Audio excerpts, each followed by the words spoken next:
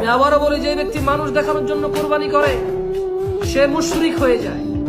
যেই ব্যক্তি কোরবানি দিতে পারছে না, খারাপ লাগে কারণ মানুষ কি বলবে, সেও শিরিক করলো। আর যেই ব্যক্তি তার সামর্থ্য বেশি ছিল, বেশি দিছে, এখন সামর্থ্য কম, কম দিতে লজ্জা পাচ্ছে, সেও শিরিক করে। লজ্জা কার সাথে ভাই? কোরবানি আল্লাহর জন্য। আল্লাহ সামর্থ্য দিলে দিব, নালে দিব না। আল্লাহ সামর্থ্য দিছে, কোরবানি দিচ্ছি না, তাইলে এক কথা। আল্লাহ সামর্থ্য দিছে 5টা দিব, 5টা। আল্লাহ সামর্থ্য দিছে 10টা দিব, 10টা। একটা দেওয়ার সামর্থ্য দিছে, একটা দেব। সামর্থ্য দিছে একটা গরুতে 1 ভাগ নেওয়ার, 1 ভাগ দেব। এটাও সামর্থ্য থেকে চলে গেছে। আল্লাহর পরীক্ষা, খালাস দিবই না এবং কোনো কষ্ট নাই। আল্লাহকে বলবো, ইয়া আল্লাহ তুমি জানো। সামর্থ্য ছিল কোরবান দিছি 5টা, সামর্থ্য ছিল দিছি 1টা, সমস্ত তৌফিক ছিল, সামর্থ্য ছিল 1 ভাগ দিয়েছি।